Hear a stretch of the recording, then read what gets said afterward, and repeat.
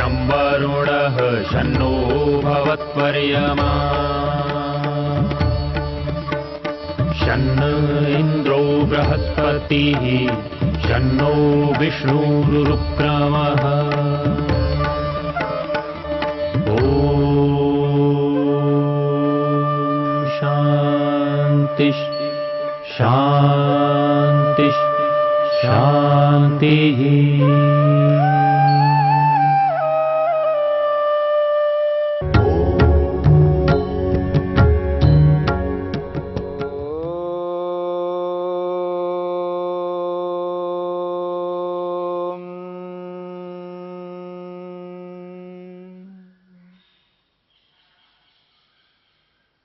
यम का चौथा विभाग ब्रह्मचर्य को, यम के चौथे विभाग को लेकर के हम विचार कर रहे हैं। ब्रह्मचर्य, अहिंसा, सत्य, अस्तेय और ब्रह्मचर्य, चौथा विभाग। ब्रह्मचर्य के संदर्भ में प्रत्येक ऋषि ने उसकी महिमा गाई है। ऐसे कोई ऋषि नहीं हुए जिन्होंने ब्रह्मचर्य की महिमा नहीं गाई।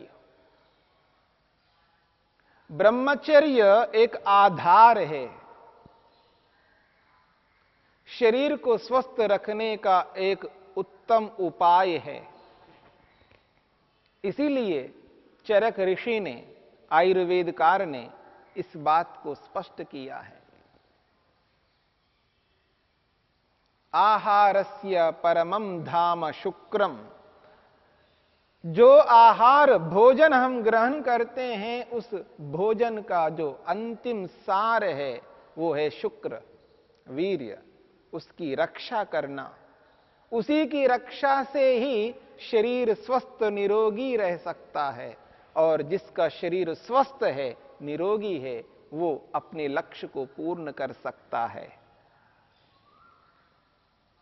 वीर्य रक्षा करने के बहुत सारे उपाय हैं। विषय भोगों में लिप्त व्यक्ति वीर्य रक्षा नहीं कर सकता। इसलिए ऐसे व्यक्ति को ऊर्ध्वरेतस बनना होता है, अर्थात परमपिता परमात्मा को पाने के लिए उसको पुरुषार्थ करना होता है। जब व्यक्ति यम, नियम, आसन, प्राणायाम, प्रत्याहार, धारणा, ध्यान इनमें लगा रहता है, अपने प्रयोजन को पूरा करने के लिए सतत योग में युक्त रहता है, तो उसके लिए विषय भोगों में लिप्त होने के लिए समय नहीं बचता।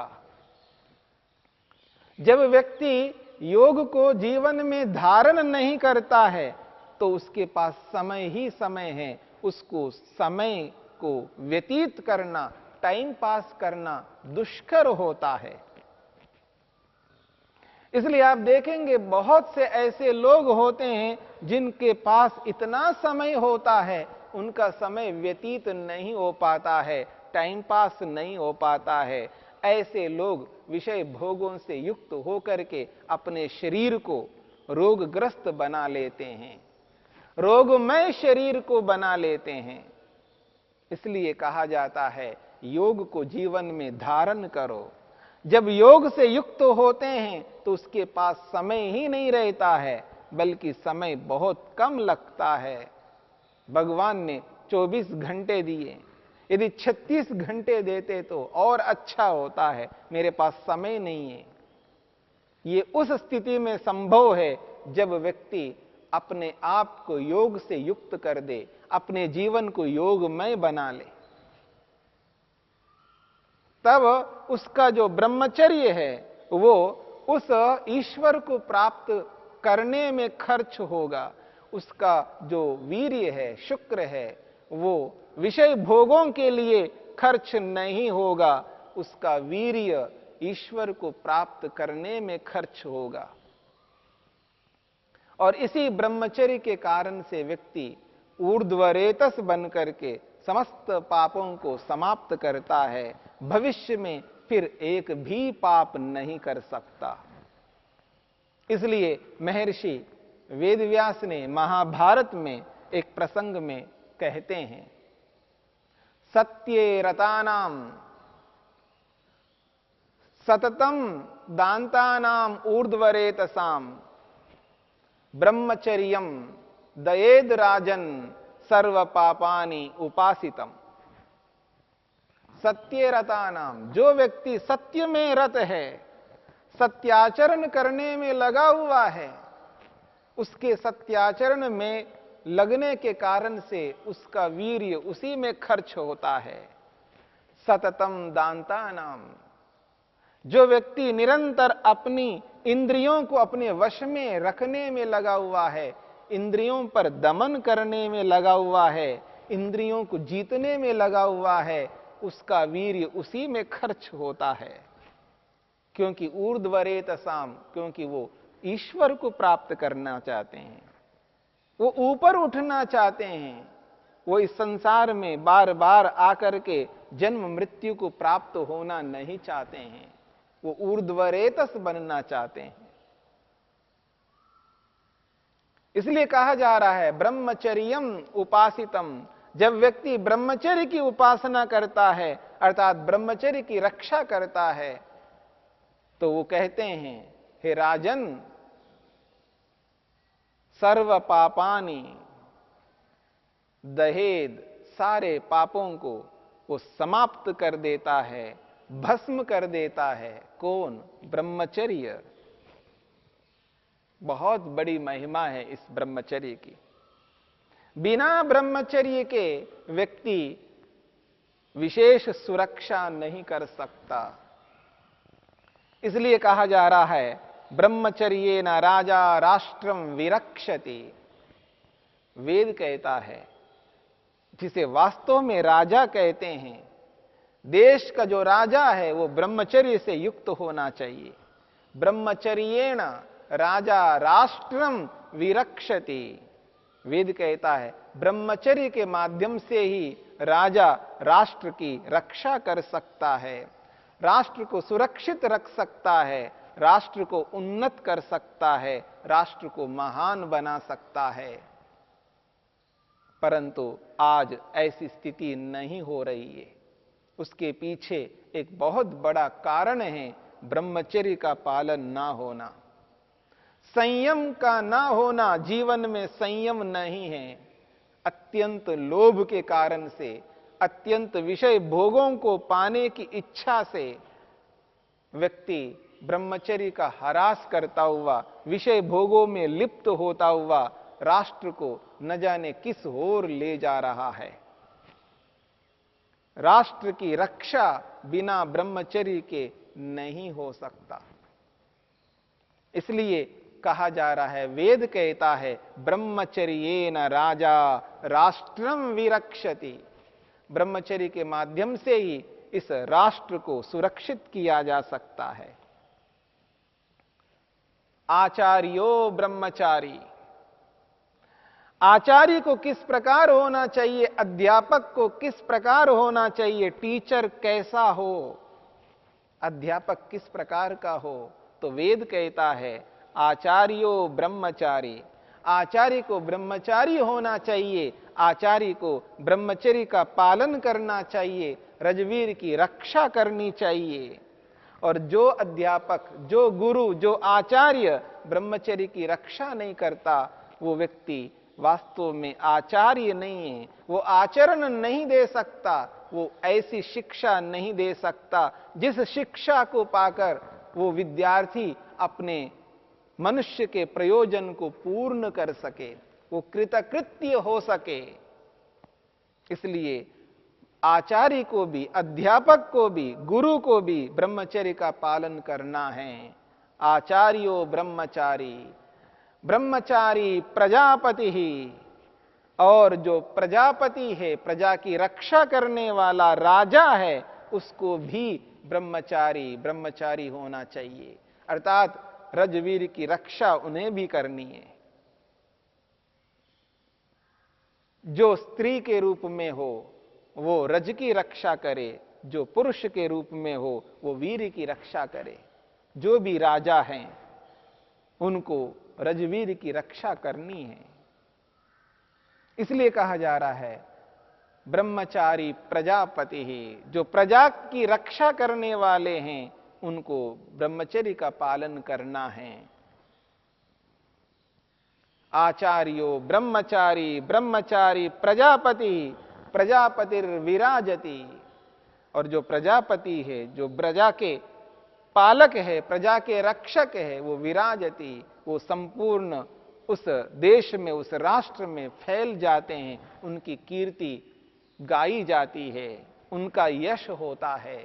जो ब्रह्मचर्य का पालन करते हैं, जो स्वयं संयम में रहते हैं और इस राष्ट्र को भी उन्नत करते हैं, ऐसे लोग इस संसार में यश को प्राप्त होते हैं, कीर्ति को प्राप्त करते हैं। इसलिए कहा जा रहा है प्रजापतिर विराजति।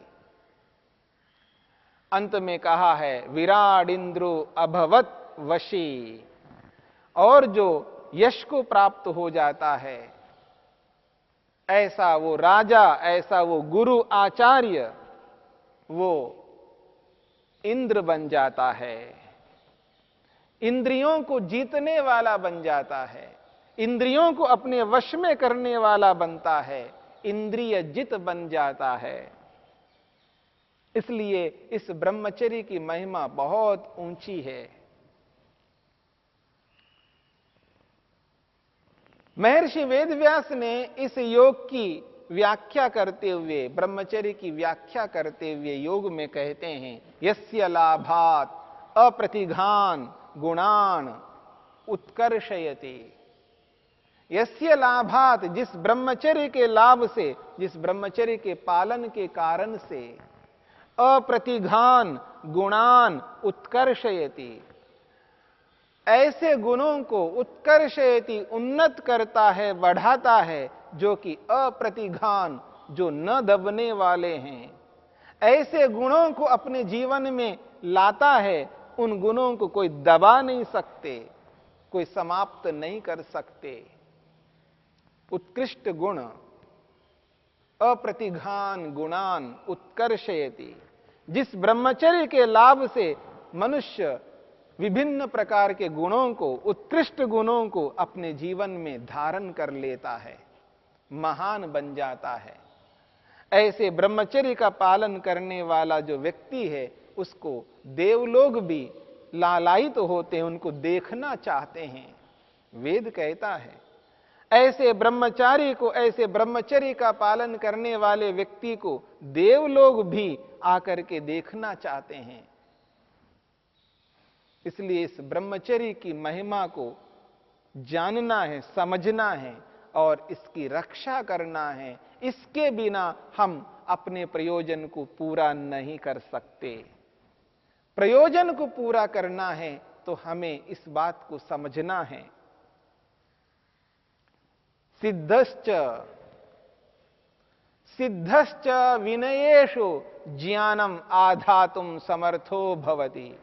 जो व्यक्ति ब्रह्मचर्य से सिद्ध हो जाता है, ब्रह्मचर्य की रक्षा कर लेता है, ब्रह्मचर्य को अपने अधिकार में कर लेता है, सिद्ध, वो सिद्ध हो जाता है, सिद्ध पुरुष बन जाता है।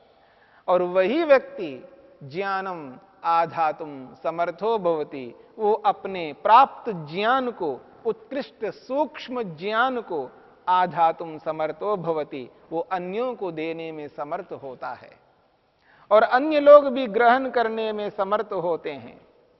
और जो व्यक्ति ब्रह्मचर्य का पालन नहीं करता, वो इस सूक्ष्म ज्ञान विज्ञान को जान ही नहीं पाएगा, समझ ही नहीं पाएगा, उसकी बुद्धि में कभी नहीं बैठ पाती है।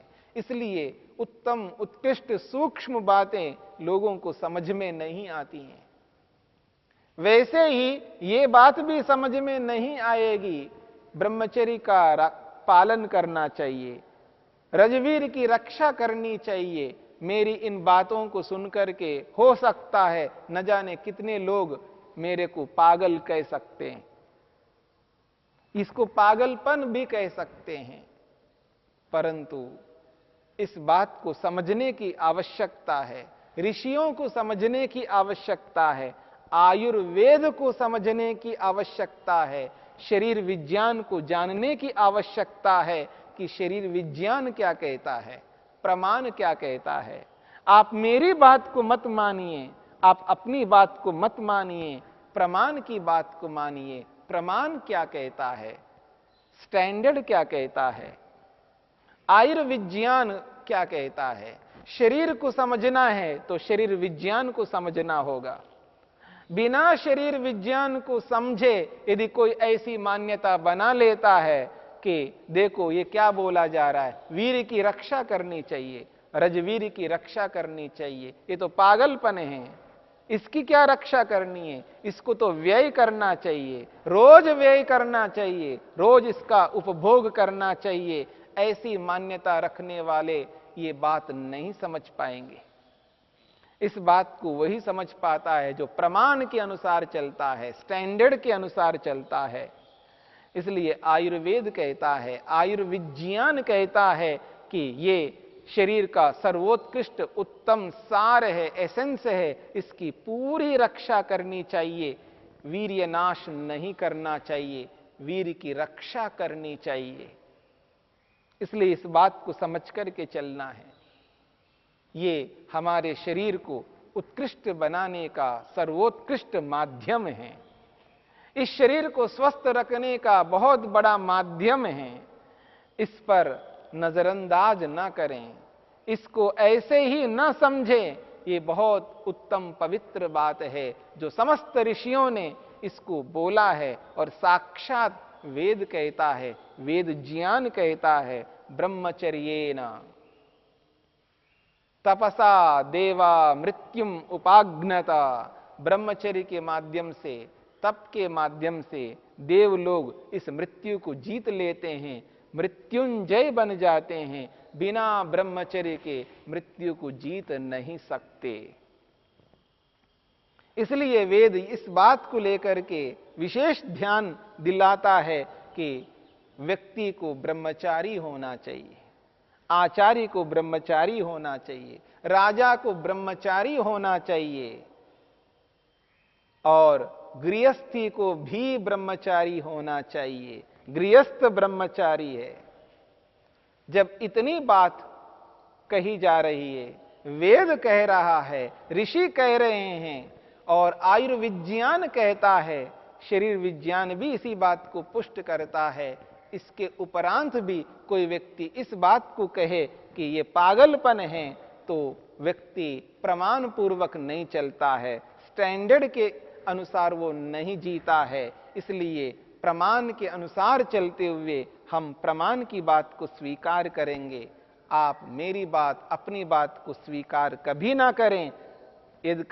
यदि जब कभी किसी बात को स्वीकार करना है तो प्रमाण की बात को स्वीकार करना है, तभी हम ब्रह्मचर्य को सुरक्षित कर पाएंगे, अपने शरीर को स्वस्थ कर पाएंगे और अपने लक्ष्य तक पहुंच पाएंगे। यही ब्रह्मचर्य की महिमा है।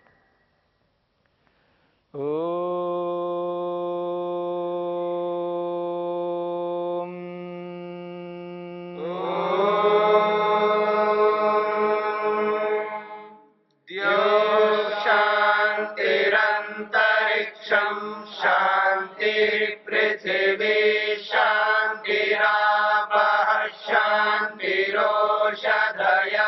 शांतिः वनस्पतयः शांतिर्विश्वे देवा शांतिर्ब्रह्म शांति सर्वं शांति शांतिरेव शांति क्षमा शांतिरेधि